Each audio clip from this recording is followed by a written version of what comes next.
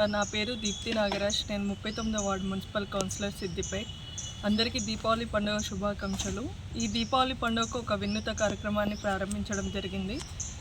మన ఇళ్లల్లో ఉండే మనకు అవసరం లేని దేవుని ఫోటో ఫ్రేమ్స్ కానీ పగిలిపోయిన కొంచెం క్రాక్ వచ్చినా కూడా మనము యూజ్ చేయము. వాటిని సజ్జపైనో కానీ లేకపోతే చూస్తూ ఉంటాం, మనం వెళ్ళే దేవాలయంలో చెట్ల దగ్గర పెడుతూ ఉంటారు, చెరువులలో నిమజ్జనం లాగా చేస్తూ ఉంటారు.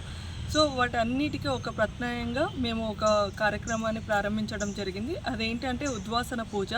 ఆ ఉద్వాసన పూజ ఏంటంటే మన ఇళ్లల్లో పగిలిపోయిన, పాడైపోయిన, విరిగిపోయిన ఆ దేవుని ఫొటోస్ ఫ్రేమ్స్ అన్నీ ఇక్కడికి సిద్దిపేట పట్టణంలోని బుర్జు దగ్గర పాత ఎంసీహెచ్ హాస్పిటల్ ఎదురుగా స్వచ్ఛబడి ఉంటుంది. సో స్వచ్ఛబడి దగ్గర జమ్మి చెట్టు వద్ద అందరూ తీసుకురావాల్సిందిగా కోరుచున్నాం అనమాట.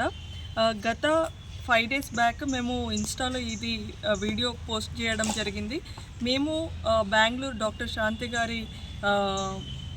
శాంతి మ్యామ్ అక్కడ చేస్తున్నారు.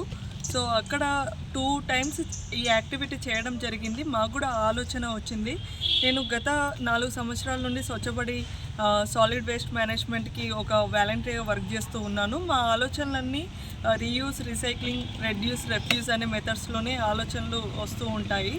సో ఎంతోమంది పిల్లలకి వీటి గురించి తెలియజేయడము, అంటే స్వచ్ఛబడి ద్వారా పాఠాలు నేర్పించడం, పర్యావరణ పాఠాలు నేర్పిస్తూ ఉన్నాము.